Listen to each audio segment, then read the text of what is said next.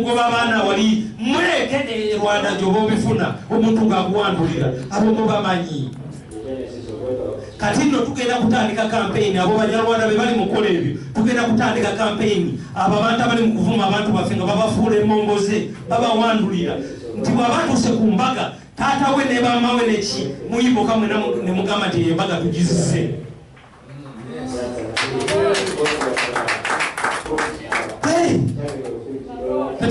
tetujja kugera si ya kupolota oba kukonvisinga muntu yenna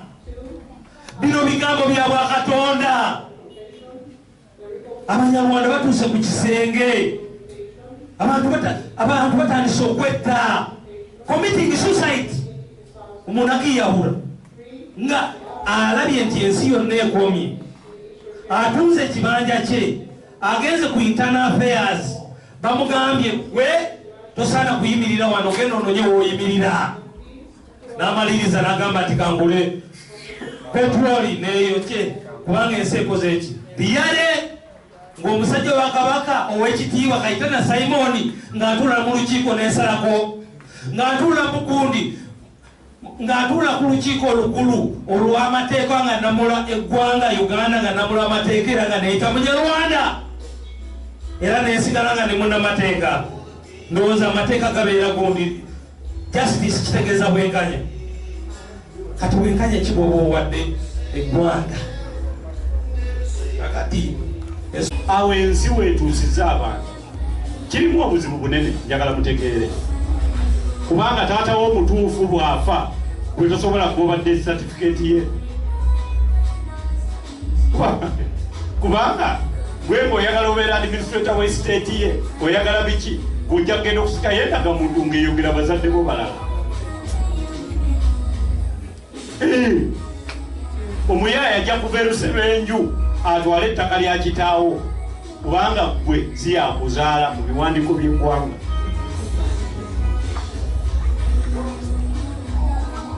si kyekyo sentebe kati awo batuusizza omuntu wange kati gwe kye wagenda okikola ekyakikozesa kubanga abanyarwanda beekutuddemu so taata tebakubuzaabuza twegate mutuule kumwe baani wayi oba teweegate oba weegate ensonga eruma omunyarwanda si yegwe ensonga eruma omunyarwanda gye muba mukolako era omuntu eyeyawula kwena ensonga aba bibye mukiwulira biba birala Uganda yatuuka ekiseera nga amalindirizi gagirimbye nti eggwanga lya Rwanda ligenda girumba kati mbabulire ebituufu agaali gagala bagongere sente za bajeti ey'ebyokwerinda egateekawo obulimba so nemanya kati we bakugamba nti abasudaani balumba Uganda bw'osanga abantu aboogera olusudaani n'aboogera olusoga baliwo bosooka okwekengera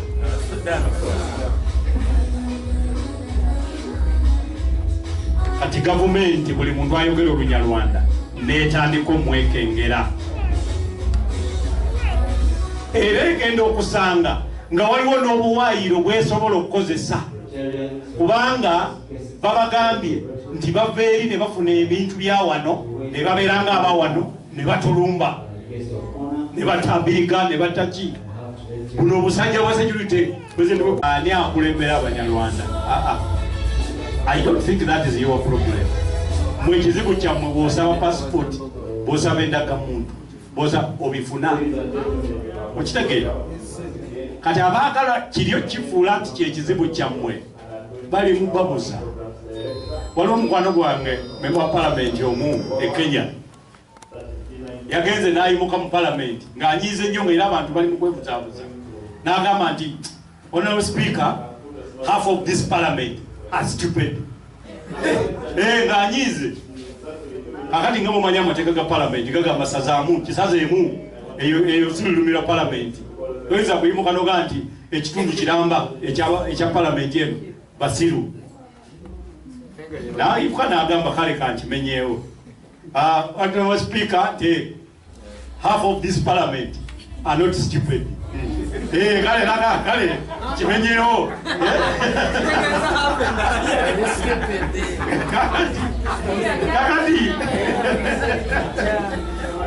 Kakati kamba buulire banywanyi, mwegendereze nnyo abaagala okubalimba nti mwekutuddemu, temuli na bantu. Olutalo lwe muliko lwa kufuuka bantu. Era olwaleero si nsonga oba mwegasse oba temwegasse, temuli baki. Muve mu biri ebintu muve mu beenoonyeza ebyabo. Ensonga ebaluma mmwe mukebere ani agikolako. Mwe mwali mulabye nga Namunswa akutte emmundu ensasi zooke zimugoberere. Ayina kubeera nga yali ku mulamwa gw'olutabaalo abantu ne bagoberera. Obuganda bulina ebika bimeka? 52. Mwali muwulidde nti beekutuddemu olwokuba balina ebika. So ebyo bintu bibatawanyiza bwere. Kati ku bitundu byonna ebyekutuddemu kuliko kabaka ebyabanyalwanda, kuliko pulezidenti oba anaatera okufuuka nga bwe mumukebera mulabira ddala anaatera okufuuka pulezidenti. Balinga abambuti ababiri naye nga buli omu agamba mbu yasinga ku munno obuwanvu. Muve mu ebyo ebintu. Nze kyova olaba nakwatagana ne muganda wange ono kubanga nakebera omutima gwe ng'ali ku nsonga egi kumalawo bizibu byammwe. Lwanze sibiriimu ebirala, naye nze omuntu alina omutima ogumaliriza ekizibu kyammwe ali wano. Kubanga ffe nze sinoonya byakulya, Katonda ekyo yakimaliriza. Eka basinga okwogera oluzungu balowooza nazomere osimanyi ani ebudoobe sansomerayo zibimanyi. Naye Katonda buli wantu wakusanga asobola okukuweerawo kyalina okuwa. Nze kubanga ndi musajja wa Katonda sirookangako nsibiriimu, era ne bw'oŋŋamba mbu olesa ebintu bingi mbibuuka bulungi nonkebera nayo nensamba n'okusamba tibinkwata kubanga zibiriimu. Nze ndi musajja wa Katonda yantambuza. Kyemuba mulaba nze sivuma sirumba, naye neetaasa bubi. Era kendiwulira omuntu yenna nnumbye, mwe bwe muba mumukebera okulaba waali temukebera wala wansi wenja okubanga bwe mutadde. Kubanga nze bwe mba ntandise siseka nkubira ddala wansi ne waggulu. So ebyo bintu byammwe mube mwerumbalumba nze temuteekamu, kubanga omuntu ananteekamu tewaliwo omuntu gwe sirinaako fayiro kwaba abeerwanyalwanya, tewali. Aye nsaagala bintu ebyo babituwe, naye bwe babitumma tetusobola kulekerawo byetaaga, kubanga mujja kutuuka omwezi ogw'omunaana nga temuli bannayuganda. Kitegeeza ki? Tuli bannansiko, biri mu kutawanya Kongo bino byennyini. Kati bali amalindiriza ageetooloola pulezidenti agabikola gaagala muleetera ebyo bizibu, tebamuwagira. 15 tujja kuba tumaliriza.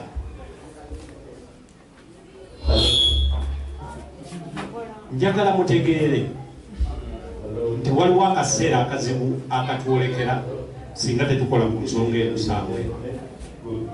era kyetutambulirako. Obwongo bwonna obusobozi amaanyi n'okupulaninga kati mubiteeke ku nsonga eno. Kukiwulira tebakulimba nti eriyo ekintu ekitali bunansi obuzaale citizenship by birth ekisinga tekiriyo. Sanduuka zino muziraba ez'abafu, waliwo gye wali olabye nti eno nnungi nnyo neekwegombesa okufa. Ngaali kino kyanyiridde owulira ng'oyagala nakufa, eno nnungi.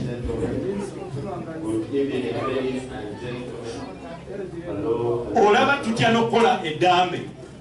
olaba ngeri genda okutta ate nga tuli balooya nakawandika madambe ndozanga 10 naye eryange mpandikako kati nti wendekerawo lekanfiira wano kakati kyokanga ate eddambe teritta naye nti esanduuko gyegombye mwekwate kitole ate mulemere ku kyemwagala temweyingiza mu bintu bya ntalo no sibagambye nti mugende muki mu ntalo era siri mu kutegeka bikolwa bya kiyeekera kubanga leero ennaku z'omwezi meka 21 omwezi ogwokumeka omwaka tukola ku nsonga yaki twagala tteeka ki si buyeekera bino nyinza obutabiddamu singa tebalituwa sagala ate mugambe nti tekirisoboka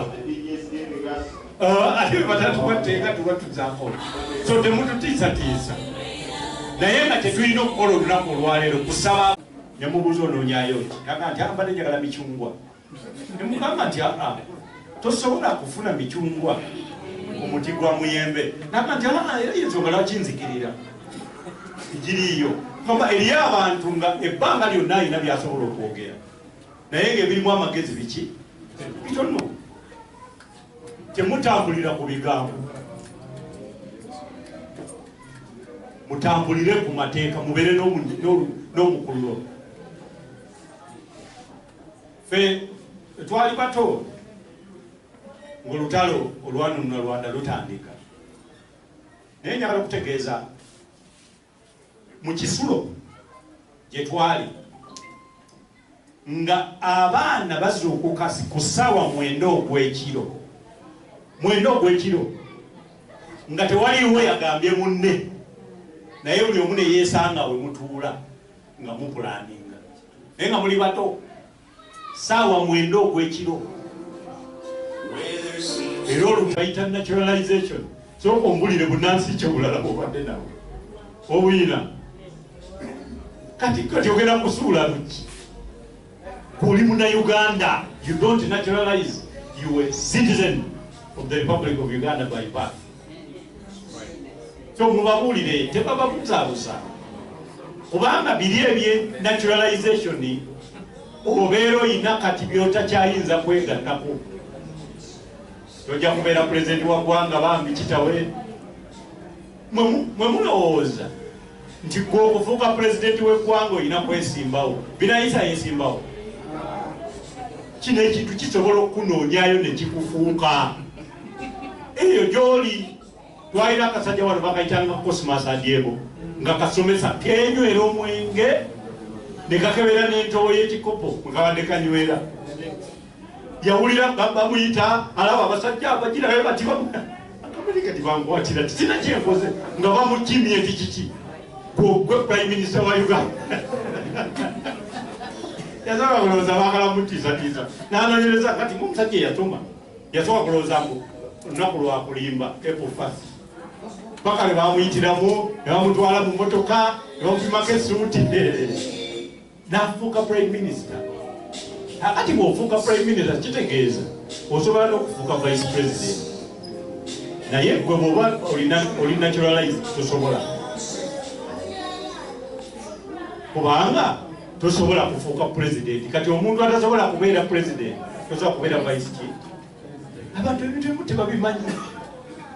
tosobola kubeera chief justice ne bw'obeera munnamateeka kubanga ssemateeka agamba president ne vice bw'afa sipiika yabeera abo abasatu kasita baba nga bafudde chief justice kukola ki munyarwanda tosobola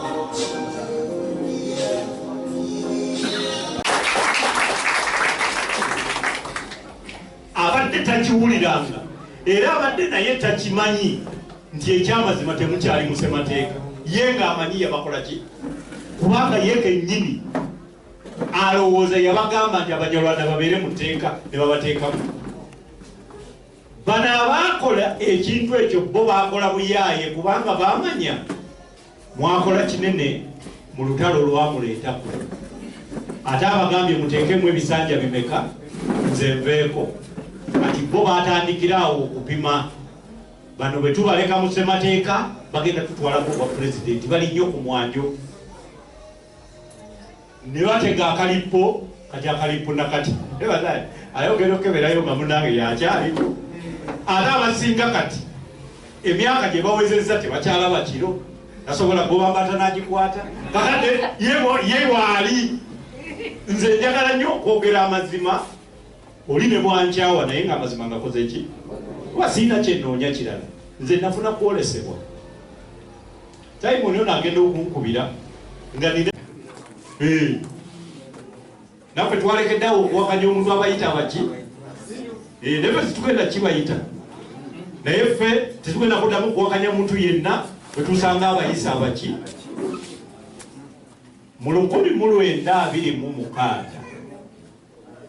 eyo kwe baagala okusalirawo ani munnansi wa Uganda teyaliiwo. Uganda yatandika 1960 era ng'etteeka eryateekebwa mu palamenti y'Ebungereza Independence Act 1961 lyeriwa Uganda obwetwaze n'efuuka Uganda. Ekyaliwo luli gyali Misiri kya mmwanyi kya ppamba biki eby'abazungu era nga babikuŋŋaanyiriza mu kifo kye bayita protectorate era ne ba citizen oba bannansi ab'ekitundu ekyo babayitanga protectorate citizens si bannayuganda tewaliwo Uganda era abantu bonna abaali ng'omwo mu kitundu si nsonga baliminga abajja okukola oba bannannyini misiri egyo oba bakazaaliranwa baawo bonna baali protected citizens. Muteeka erya 1948 erya Bungereza mwesalirawo bannansi oba bannabitundu eby'ebitundu bye bagabana nga Bungereza egabanye Belgium egabanye Bufalansa egoze ki kati ewatali nsi oyinza otya okugamba nti oyagala munnansi okuviira ddala awo n'eyo yali nsobi naye bwe beekangabiriza nti si nsobi tumanya nti okwo kwe kwali okutegeera kwabwe we kukoma kati basalewo ku bibiri nsobi oba kwe kwali okutegeera kwe baasobola